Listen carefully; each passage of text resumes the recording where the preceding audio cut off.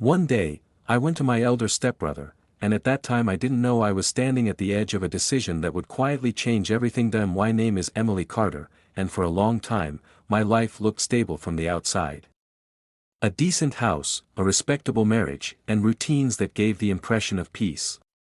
But stability and happiness are not the same thing. Daniel, my husband, was never cruel, never loud, never openly neglectful.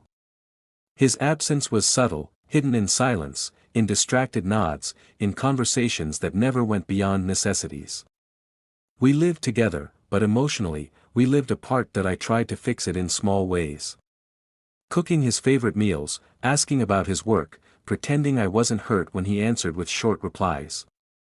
Over time, I learned to stop asking. Silence became easier than disappointment. Nights felt longer. Thoughts became heavier. I started feeling like a guest in my own marriage. It was during one of those quiet evenings that my mother mentioned Ryan. Ryan Mitchell was my elder stepbrother, my mother's son from her first marriage.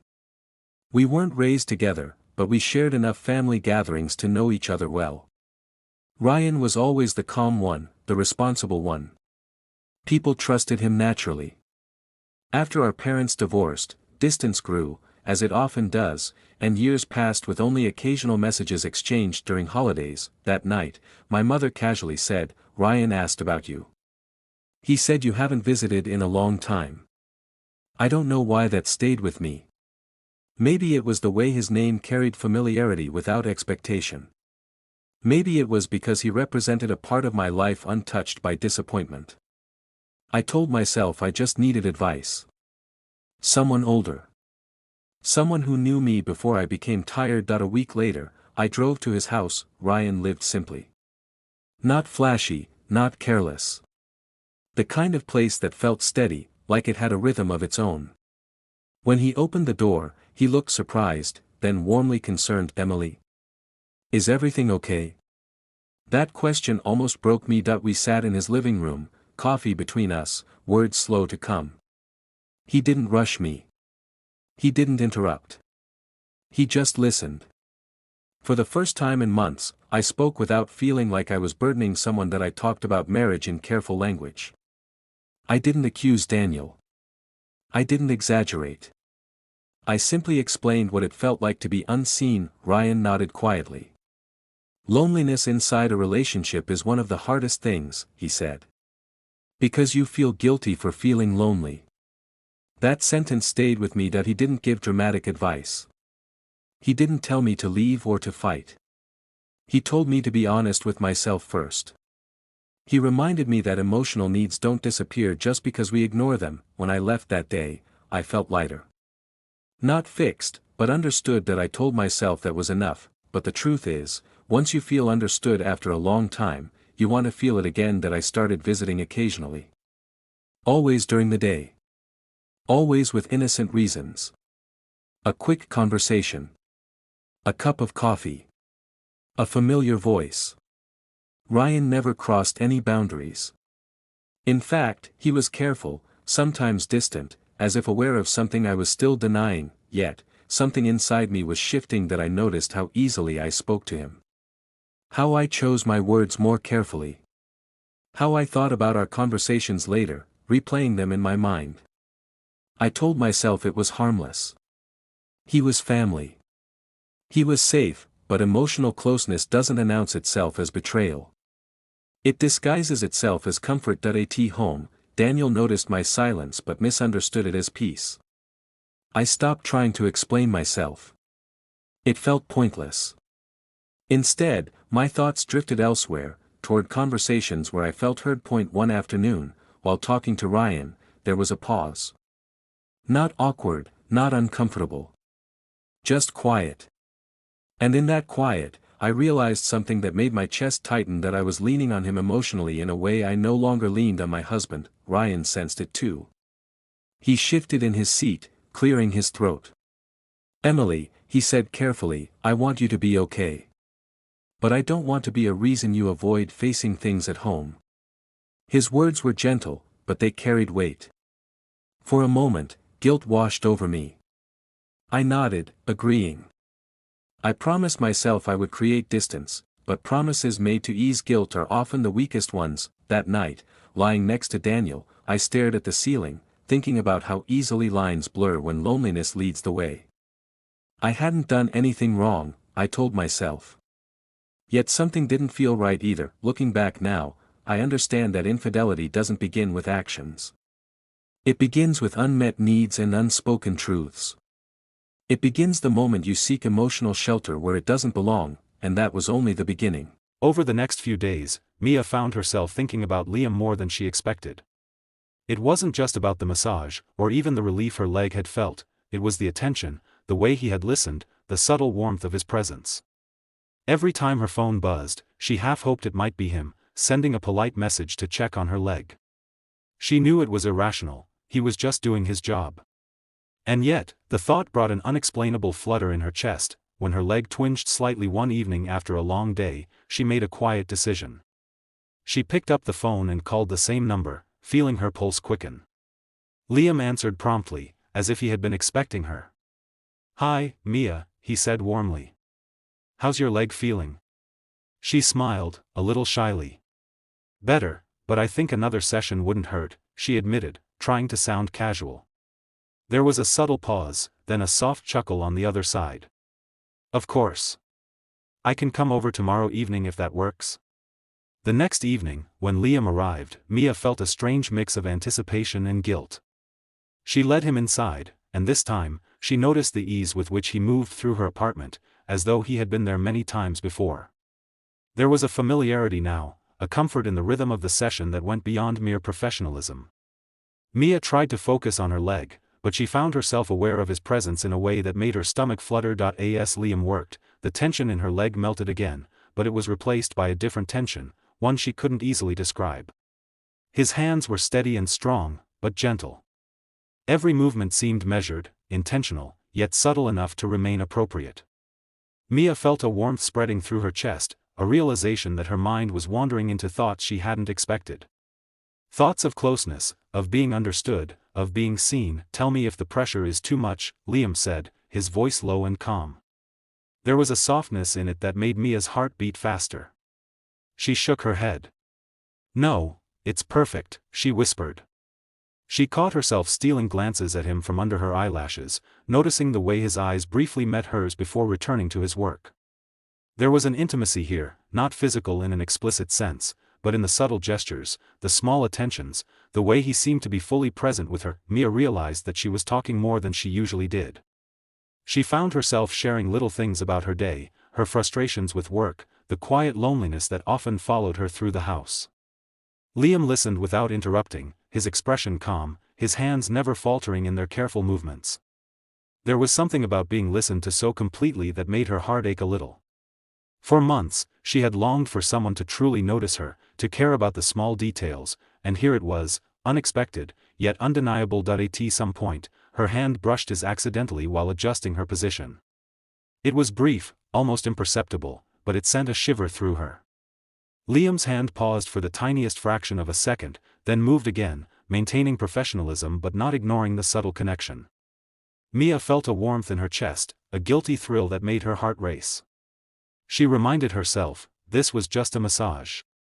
Just a professional session. She repeated it to herself like a mantra, but it did little to ease the tension that had begun to coil quietly between them. Minutes passed, each one stretching with quiet intimacy. Mia became aware of every detail, the warmth of the room, the subtle scent of oils, the way Liam's hand moved with careful precision, and the occasional soft brush of his fingers against her skin that sent a shiver through her. She couldn't deny the pull she felt toward him, the way her body seemed to respond to the smallest gestures. It wasn't overt, it wasn't crossed any lines, but it was there, undeniable and intoxicating. "Almost done," Liam said softly, his voice a gentle anchor in the quiet of the room. Mia closed her eyes, taking a deep breath. There was a lingering ache in more than just her leg, a longing she hadn't fully acknowledged before. She realized that this wasn't just about pain relief anymore. It was about connection, attention, the simple human need to be noticed. As the session ended, Liam packed his things carefully, but there was a pause when he looked at her. His gaze lingered, just a moment longer than before, and Mia felt her chest tighten. "I hope you're feeling better," he said, his tone carrying a warmth that went beyond professionalism. Mia nodded, suddenly shy. "I do, thank you, Liam," she replied softly. The words felt small, inadequate for the storm of emotions stirring inside her. After he left, Mia sat quietly on the couch, her leg feeling better but her mind racing. She couldn't stop thinking about him, the way he had made her feel seen, the gentle attentions, the warmth of his presence. A part of her felt guilty for the thoughts that had crept into her mind, yet another part felt exhilarated. She was aware now, more than ever, of the distance that had grown between her and Ethan. The contrast was sharper, almost painful in its clarity. Mia realized that what she felt was complicated. It wasn't just attraction, it was desire for attention, for connection, for someone who seemed to care about her in a way she hadn't realized she missed so deeply. She took a deep breath, letting herself feel the tension without judgment, acknowledging that life had a way of presenting unexpected emotions. Liam had awakened something inside her, something she couldn't quite name, and it both excited and frightened her. The night stretched on, and Mia finally rose to move toward the window. She watched the city lights twinkle in the distance, a quiet smile playing on her lips. She knew that things had changed, subtly but irrevocably. Her heart felt lighter in some ways, yet heavier in others. She had experienced something rare, a connection, gentle but powerful, and she was unsure where it would lead. One thing was certain, her world had shifted, and nothing would feel quite the same again. The tension that had been building finally reached a point I could no longer ignore. The guilt I had tried to suppress had grown heavy, pressing on me from every corner of my life. At home, Daniel remained unaware of the true depth of my internal struggle, but the distance between us had widened into a chasm I could no longer pretend was insignificant. I tried to talk, to reach out, to rekindle the connection that had first drawn us together, but the words felt hollow, and he seemed distracted, as though he had noticed the space between us but couldn't, or wouldn't. Bridget, Ryan, too, had begun to act differently. Not in anger or accusation, but in subtle restraint. The ease of our conversations had been replaced with careful pauses, deliberate boundaries. I could sense the discomfort beneath his calm exterior, a quiet acknowledgement of the lines I had already crossed. His eyes, once warm and inviting, now carried a quiet caution, a reminder that emotional attachment could be as dangerous as physical betrayal. One afternoon, Ryan's wife, Laura, came into the living room unexpectedly while I was there. Her presence was calm but observant. She didn't speak immediately. Instead, she watched us carefully, noting the ease with which I leaned into conversation and the slight tension in Ryan's posture. There was no accusation in her eyes, only awareness. In that moment, I felt exposed, the invisible threads of emotional intimacy we had spun now starkly visible under her gaze. Laura's subtle presence forced a reckoning I had avoided for weeks. I realized then that my visits, my reliance on Ryan for understanding, had consequences that extended beyond my own conscience. Emotional infidelity was not an abstract concept, it affected everyone connected to me, and the reality of it settled like a weight in my chest. I wanted to retreat, to undo the comfort I had sought so desperately, but the pull of familiarity made it harder than I expected. Returning home that evening, I faced Daniel with a mixture of fear and resolve. I couldn't tell him everything, not yet, but I had to confront the truth of my own feelings. Silence had been easier before, but now it felt like complicity. I started small, admitting that I had been seeking emotional support elsewhere, without naming names. The moment I spoke, the tension in the room became almost unbearable. His confusion, mixed with hurt, mirrored the turmoil inside me. For the first time in months, I felt raw and unguarded. I realized that part of my infidelity was the secrecy, the private world I had built between Ryan and myself. The secrecy had allowed me to nurture feelings I shouldn't have, to rely on understanding that belonged at home. And as I spoke, I understood that acknowledging the truth was the only path toward accountability. Ryan, too, began to address his own responsibility. We had a final conversation, one filled with the quiet gravity of acknowledgement. He admitted that while he never encouraged my reliance on him, he had allowed it by staying present without challenging the depth of my attachment. He recognized that emotional betrayal doesn't require physical action, it begins with attention given where it doesn't belong, with comfort offered that undermines existing bonds. After that, I began to pull back, slowly disentangling the emotional dependence I had placed on him. Visits became shorter, conversations less intimate, and the ease we once shared became a reminder of the mistakes I needed to correct. The withdrawal was painful, not because of desire, but because comfort had become a habit, a need I hadn't acknowledged until I faced the consequences. At home, the process of rebuilding began, uneven and fragile. Daniel and I spoke more honestly than we had in months, confronting the distance that had led me to seek solace elsewhere. It wasn't easy, old patterns die slowly. But the act of facing emotional infidelity head-on, of naming it and acknowledging it, became the foundation for accountability and eventual growth. That I learned that trust, once stretched or broken, doesn't return overnight. It requires patience, clarity, and an understanding that emotional attachment can be as binding and as damaging as any action.